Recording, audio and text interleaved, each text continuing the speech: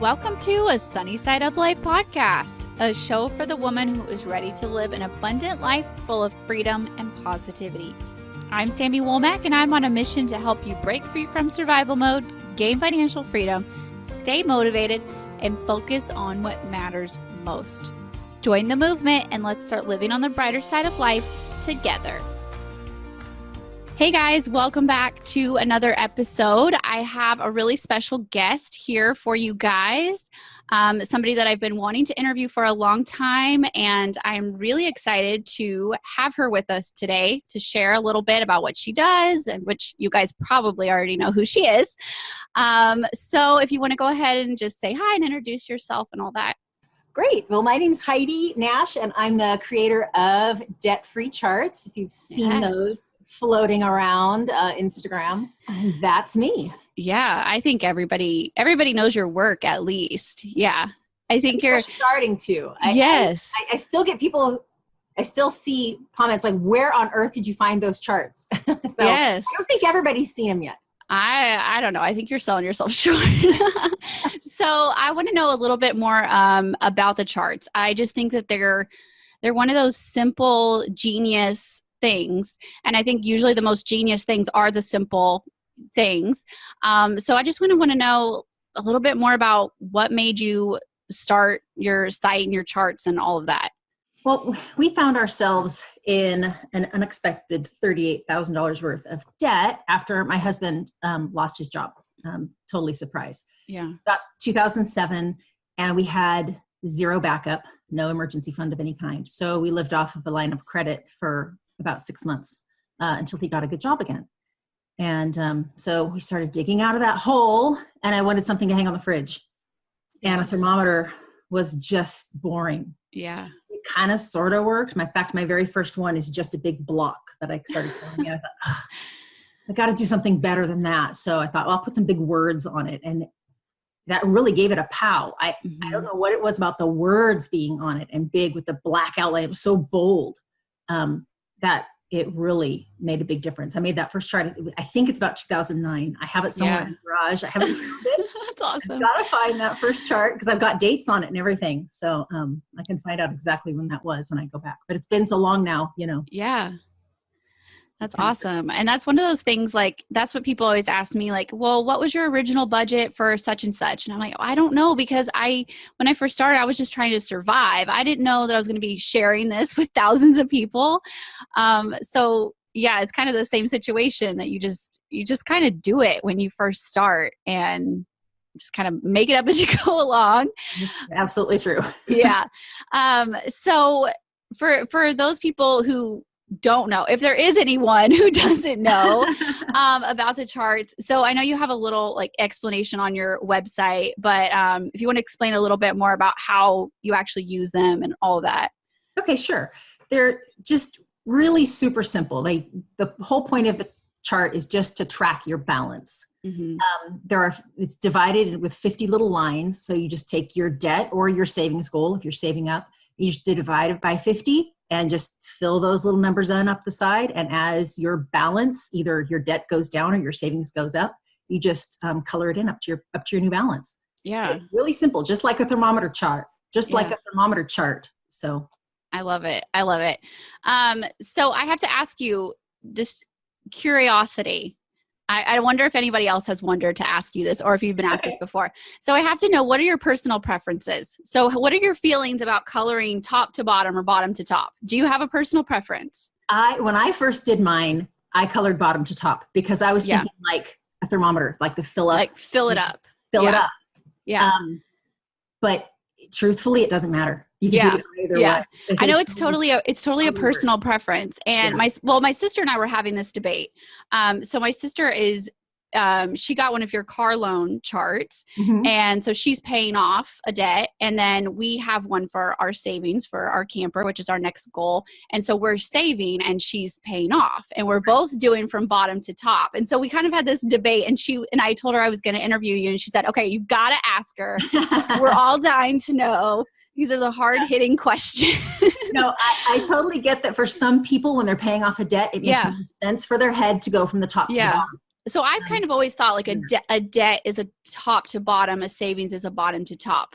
But I've seen people do it both ways. And I just think that that's really cool how different people have adapted it. So what do you think about patterns, solids, randoms, like as far as coloring? Like what do you think? Okay, visually, I like it when they're colored in a solid color. Yeah. Because it's just like a big pow. And I love that, especially if you're going to hang it up on your wall later. Mm-hmm. But for practical reasons, I did mine with a different color for each month. That's cool. I like to see at a glance how each month was going. Yeah. So, you know, of course, I like them to be pretty. I mean, especially if you're going to want to frame them or the binder to hold. Mine are not pretty. You know, I did mine before I had any inkling of trying to make it look nice. Some of the ones I see today that are just they're awesome, gorgeous. Yes, makes me want to go make charts just to fill them in. Right, years ago, just for the fun of it. Yeah. So we've done ours solid, and of course, I had to do mine color branded, because I have to put it on my Instagram and all of that stuff. So we've done ours solid. And then you've seen how my daughter did hers for her camera saving. So she's a rainbow freak. And for those of you listening, like we got a custom chart, and Heidi was so sweet, and she made it in like, it was like a couple of hours. I can't even remember. We made it so fast for her. So we had to get a custom chart because she was saving to buy a video camera, because she's a 7-year-old YouTube star now, because she has this camera, and she's made 2 videos, and she's a star. And so she had to save $100, and you know, to a 7-year-old, that is an astronomical amount of money. And I was like, she's got to get one of these charts, and she's a rainbow freak about everything. Her logo for her YouTube is even a rainbow. And so she did a rainbow pattern, and she like marked, you know, so she wouldn't get off track. And it turned out really super cute. It was really cute. Yeah. And she still has it, and she still has it on her little envelope. And that thing is like her most prized possession. Awesome.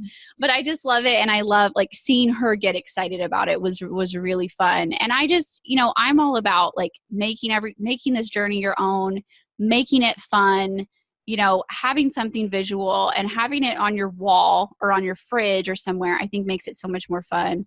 It does. Yeah. So I know that it's inspired us with saving, and I wish that I would have known about them when I was paying off debt. But like I said, like so much of this, I didn't know, you know, when I was paying off my debt. But now we get to use them for savings, which is fun too. Oh, good. Yes. Yes, it is still fun to use them for savings for sure. Oh yeah. It's even more fun. I think. Well, I think you get to keep the money. Right. Exactly. Yeah. So what is it like to be such a part of so many people's journey, at least your work being a part of so many people's journey? And I kind of feel like, I kind of feel like you're like a fairy godmother to like the debt-free community, because you're like the silent, you know, behind the scenes like helper, and you just like have motivated so many people. So what does that feel like personally? Okay, I've never been called a fairy godmother. That's hilarious. I love that. Okay, you know, it's really been amazing. I mean, I've been blown away by how many people have latched onto it and how many people this has helped. Yeah. I mean, I put the first one out there on a forum in their little files section. Yeah. Not knowing if it would be useful to anybody but me. You know, because I know that I'm visual, but I'm like ultra visual. So I didn't know, is this going to help anybody? I just put it up there. And I still can't believe how much impact they've had. I mean, I've seen so many people, like, you know, they'll take them to do like their debt-free scream on like Dave Ramsey's show, and like get them, and like I've seen him autograph them, and I'm like, that has to be, I saw that. That has to be an amazing feeling. It was phenomenal. I was in shock. I had to, you know, take screenshots and everything. It's just, wow. Yeah. I think that's just so awesome. And that's really inspiring, just to like, you know, to know that you're just somebody sharing your journey and sharing what helped with you, and, you know, that it has helped so many other people. So that always goes to show that I think it's so good to share, especially, you know, in this social media world that we live in, because you never know who it's going to help, you know. Absolutely. How many, it can help thousands and millions of people, you know. I think that's just so awesome. It really can. And anybody, I mean, you got anybody listening, your journey is going to help people if you're willing to share your journey. And I think it's so fantastic that so many people are sharing their journeys now. Yeah. And that just wasn't around before when we were doing this. Yeah. There was not the debt free community on Instagram. Yeah. None of this stuff, it wasn't around. So I'm just blown away by it. Even when we started like 5 years ago, which, obviously isn't as long ago, but still I didn't know. I don't even know if anybody was sharing back then. I didn't keep up with people on Instagram. We just kind of did it. We read some books, we listened to some shows. That was about it. So we didn't have like a Facebook group or anything like that. And that's why I always encourage all my ladies in my Facebook group, share. Like, this is a safe environment, because you just my journey isn't the same as everyone else's. So you might have something in common with somebody else that I can't give them. So it's so important to share. So I want to ask you, I want to ask you some of your favorite savings tips, and especially, with the holiday season approaching, and I'm going to link in the show notes to your holiday charts. You have a holiday chart and a Christmas specific chart with a Christmas tree. It's super cute. So if anybody's, kind of doing some last minute savings, if they're kind of just starting this journey, which we started our journey in October, which was terrifying when you were like, oh gosh, I kind of forgot Christmas is right around the corner. We had 2 kids at the time. We're like, what do we do? We just kind of started this, and so what can some people do if they're just kind of wanting to start with their savings? Well, the first thing I would say is make a decision now that no matter what, Christmas is not going on a credit card. Yeah. If you make that hard line in the sand and don't violate it, keep that promise to yourself, you'll find another way to do Christmas. But there's still time to save something up. Even if you haven't started saving anything, start saving now. Get yourself an envelope, mark it Christmas, and put into it whatever you can squeeze out of your budget for now. Even $20 a paycheck is better than nothing. Exactly. And then I'd be willing to get creative with your gifts. You know what? That year that we had zero money, it was all debt. And that year I got creative, and you can bake a lot of cookies for $20. Exactly. And pack them in Ziploc bags and fill up a $1 shoebox from the dollar store. Those plastic shoe boxes. Yes. Put a couple dozen cookies in a shoebox, and people are happy. My brother, my father, and my nephews all get a box of cookies every Christmas. They'd probably rather have cookies They could not be happier. I mean, seriously. Yes. Even now that we can afford gifts, I still just give them cookies because that's what they want. It's become a tradition. It's hilarious to see them. They're so excited to get their box of cookies, and there's cookies in the kitchen, for dessert after gifts, but they're still opening their boxes and pulling cookies out to eat while we're opening gifts because they cannot wait to get their cookies. It's such a tradition. Gifts do not have to be expensive to be appreciated. Exactly. And that's how I think about our first budgeting Christmas. Like I said, we started in October, and that was terrifying. We had 2 kids, and I don't remember I think we did like maybe 400 or 500, but that was with, I think there's like 30, 35 people usually on our shopping list, which doesn't break down very well, especially when you've got kids in there, because of course most of that's going to go to them anyway. And so we got super creative. So we were, thrifting to find things. We were doing like Facebook Marketplace. I was stalking things on Facebook, garage sales, all that kind of stuff. And we even did like, I think $5 for like a sibling or a close friend or somebody that we know was close enough we'd put on our list, and we did like a $5 limit. And so we did a lot of like Dollar Tree stuff. I know like for like some of my best friends, I bought them like all $5 scarves, and I got a bunch of boxes, and I put like a bunch of pretty tissue paper, and I just made it look real fancy. I wrapped it real pretty, and I made it look like it came from a department store, and it's like a $5 scarf.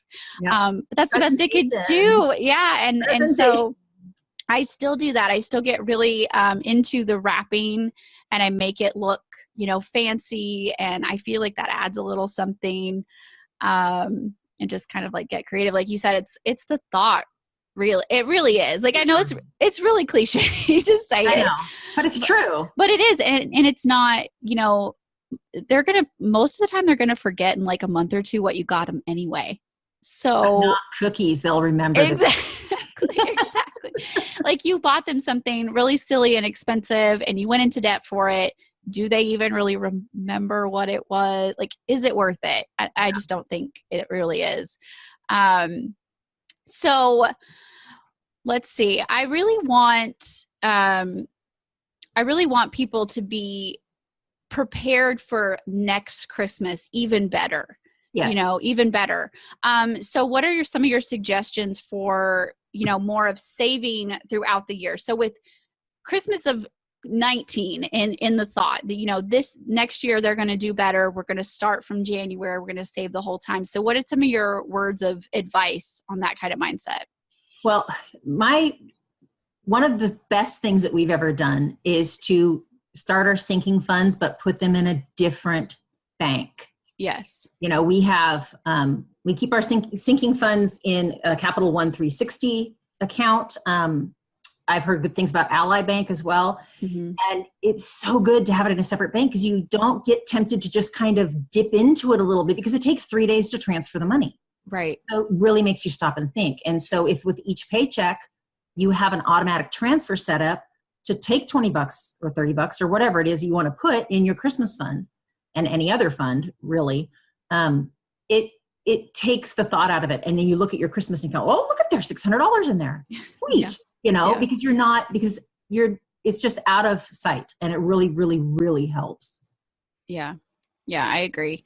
I've even considered, like, we've always just kind of thrown our money in savings, and I've even considered, grabbing, like, doing a debit card account for more of my sinking funds so I can, like, only shop with that account, because we're so terrible with cash. And if we have cash, we will just like blow right through it.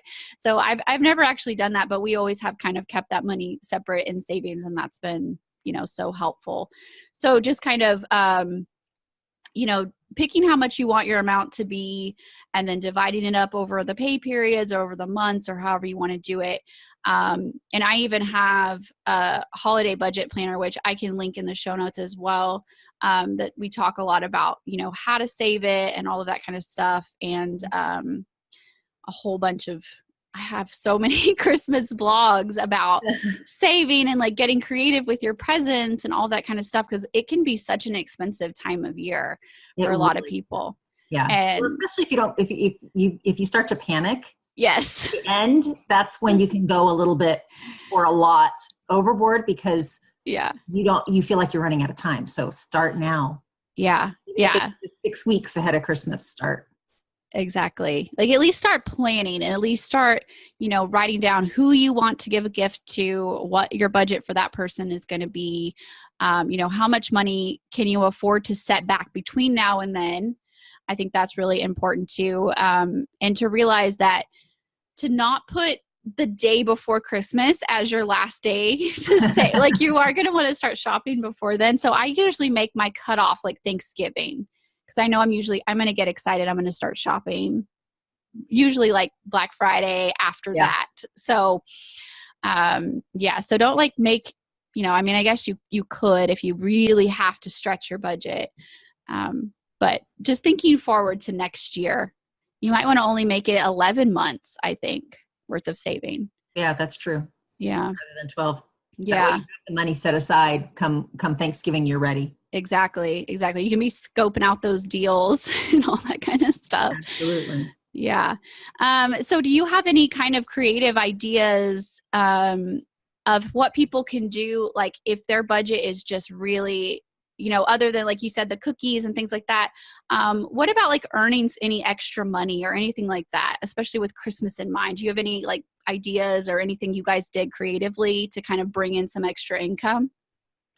Well, one of the things that we did to find, now this isn't something that's going to probably give most of us a lot of money, but if you look at your state website, oftentimes there's money owed you that's sitting in a state fund waiting. Yes. A lot of people don't know. I've looked up my whole family.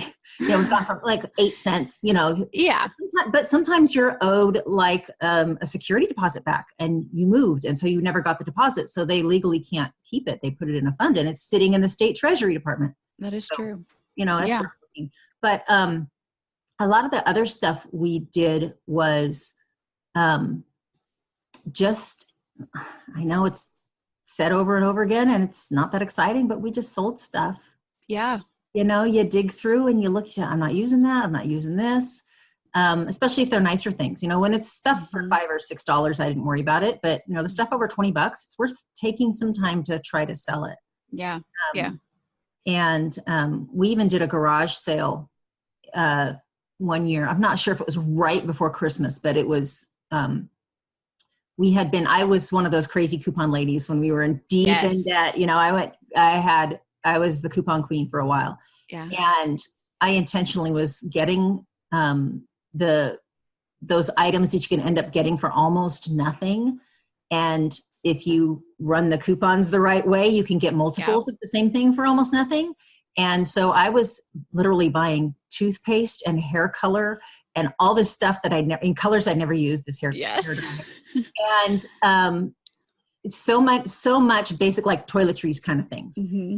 And we had this garage sale, and sold almost $1,000 worth of this stuff that I got for literally like 0 or like 10 cents or 12 cents. And I'm selling them for $5 a piece. Yeah. So that was a great way, but that's crazy. But that's something you have to start and, it's build. Not like at the drop of a hat, just decide to have a yard sale and right. Takes some work and some effort. But what else did we do? You know what? I really, that first year we were so tight. I don't even think I really tried to save up for Christmas that year. Mm-hmm. I think I just went full on budget mode. Yeah. I didn't scramble around trying to get extra hours here or sell this or babysit or do those things, which are all good things. Right. But I don't think my head was in the game I was just like, we just don't have money. And we're just not, I'm just going to, what can I make? I have flour, just go buy some chocolate chips and I'm just going to make cookies. Yeah. So, honestly, I think we just really went budget mode, right, rather than trying to find more to earn. Exactly. Which would have been great, but I don't think I was in the game that way. I was just so overwhelmed with it all. I think I did a lot of that too. I know we had several Christmases where we were really tight, especially with our kids and all of that right in the middle of it. But I did a lot of like rating my craft stash, and I would I sewed a bunch of, I have a sewing machine and I had so much fabric. So I would just kind of rate it. What can I do with what I already have? We had like scrap lumber in our workshop. So we made a lot of just like signs and like different, things that we could make. We're neither one of us are really woodworkers, but we had a bunch of, scrap lumber and stuff. So we made a bunch of stuff like that. And we just kind of like, all right, what do we have laying around that we can use? And like we did cookies and different things like that. And so, I think, just get really super creative and, what do you have? What skills do you have? What items do you have? What can you use? Because I guarantee you that in January, you're going to be more worried about how much money you spent than, how fancy was your presents and all that kind of stuff. Yeah. So I just think it's really, we get wrapped up in the season and we just kind of don't think straight and, all that kind of stuff. And I think sometimes too, we just get, frustrated at trying. Yeah. So forget it. I'm just going to use the credit card and not worry about it. And then come January, like, oh my goodness, there's another, $1,200. It's even worse. Card. And it's just like, why did I do that? Yeah. And so, it's okay to feel frustrated. It's okay to feel uncomfortable. Yeah. I think people just want to relieve that so bad that they're not willing to just go through it. Exactly. I agree. A lot by just going through it and not trying to, self-medicate with Yes, exactly. And I just think that keeping in mind that it will be January, it's kind of one of those things like you will wake up from the seasonal like just I don't know, the vibes where you just get totally out of your mind and you just don't think straight, but you will come out of it and it will be January and your January self will thank you if you don't go into debt for Christmas. Absolutely. Yeah. I know that you are doing a bunch of stuff, and I would love for you to share a little bit more about what you have going on and all that kind of stuff. Oh, great. Well, in September, I ran my very first 7-day savings challenge, and it was so much fun. Over 900 people joined me and took part and learned how to set great goals and how to reach them. And it was so fun. I had so much fun doing it. Yeah, I was following it. I'm going to do another one starting November 1st. Awesome. And then if all goes well, I'll do another one January 1st. I know November, a lot of people might not be that excited about a savings challenge in November, but it's perfect timing for Christmas. It is, yeah. So, and then we'll do another one in January. And it's going to be fun. So I'd love to have your listeners join us. Yes, of course. So what else do you have going on? I know that you have your charts, and which I will link to, of course, and most of them are free. And I know you've been doing your challenge of challenging yourself of how many you're going to give away this year. Yes. And in your all access pass, I think that was a really cool idea. So do you want to tell us a little bit more about like that kind of stuff? Sure. Well, that was something, I know a lot of people would love to have like all the charts. I mean, it's just fun to have them available. And I thought, that's just ridiculous because, the free charts, there's 26 free charts and there's probably a few more on the way.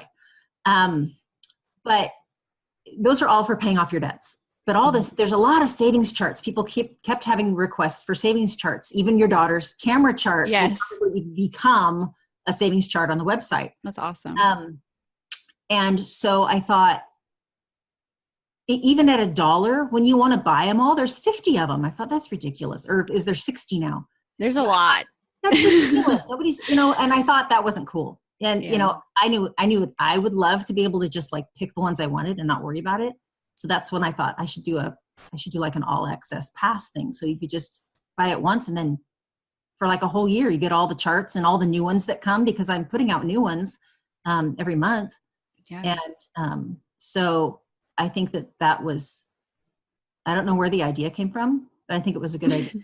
I think it was a good idea. It's like a divine download, I think. They happen. Just, give people, it just makes it, if you get all the chart, it's like, 25 cents a chart if you do that one. By the time, by the end of the year, I'm going to have more and more charts. So, that's even actually a good Christmas present idea, actually, is like giving someone a chart, because I've seen so many people, they'll say, like, my brother-in-law or my little sister or like my friend or somebody is like, been talking about going on this journey since they've heard us doing it. And so they'll give them like one of the good books or something, and a good book and a couple of charts and a really cool crayons or something. Not that idea. Yeah, or just like make a little binder full of all the charts that they have. They have student loan debt. They have a car loan or something like that, and a little set of markers or something fun, and that would be a really cool Christmas present. A really supportive, practical Christmas present. They're very supportive. There you go. I wouldn't do that for people that haven't expressed an interest in it, though. There you go. Yeah, you don't want to insult anybody. Or maybe a savings chart, like if someone like is like engaged or something like that, like a wedding savings, a honeymoon savings, something like that. You can get creative with them. That's fun. Good idea. Yeah. Not even occurred to me. There are so many. I actually even took some of the screenshots and I put them in some of my lessons in my course as like, hey, don't forget, like you could use this chart for this thing. I did so many. I had probably almost every chart saved, like from the little thumbnails on the website. I had like almost all of them saved on my computer because I was adding them into the lessons. I'm like, hey, you should use these. They're really helpful. And then you even made the custom ones, which were so awesome for the students in the course, and with the sun logo and all of that. And they're like, I'm so proud of them. I just think they're so cute. I even went and like re-looked at them the other day because I was like, how cute are these? They're so cute. They are cute. You have a cute little logo. I love it. Thank you. It worked out perfect for a chart. Yeah, it's so beautiful. And then I was kind of even in that debate, like we have the sunny savings is what it says, and it has a little sun, and it's so cute. And so I was like, well, we're about to save for our camper, so I don't know which one to use. Do I want to use my own like custom made, or do I want to use the cute like little camper? So my husband won, and he was like, we need the camper one. We need the RV one. That's which one we need. So that's been a lot of fun. But so thank you so much for just taking the time to be here. And if you want to tell everybody, where they can find you, and then I'll link to all of your stuff, of course, in the show notes. Yes, of course. So thank you so much for inviting me. This has been fun. Mm-hmm. So I'm on Instagram and Facebook at Debt Free Charts, and also at debtfreecharts.com, where you can come get free charts. Yes. Trying to give away 150,000 free charts this year. So if you haven't got your free charts, please come get them. Yes. And I'm going to link to the Christmas savings chart and the holiday savings fund chart, which are super cute. And so you guys can get those, especially for the holiday season. And then you can, while you're there, you can check out all the other ones, help you with your New Year's goals and everything while you're there. So Awesome. Yeah. And always tag you on Instagram, I think, because you're always sharing, which I think is so motivating. I love just following you so I can see kind of what everybody else is doing, because there's so many people to follow in the debt-free community. There are a lot of people. Yeah. Absolutely. Tag me, tag Debt Free Charts, tag at Debt Free Charts. And, I love seeing what you guys are doing. I don't always see them if I'm not tagged, because I can't see everything. So, but if I see it, I'll comment and I'll cheer you on. Yeah, for sure. All right. So thank you again for coming on. And I'll link to everything in the show notes. And thank you guys for spending some time with us and hanging out today. And if you enjoyed this episode, please share it with your friends. You never know who could benefit from this episode. Hit subscribe, leave us a review, all of that good stuff. And I will talk to you guys next week. Bye, guys.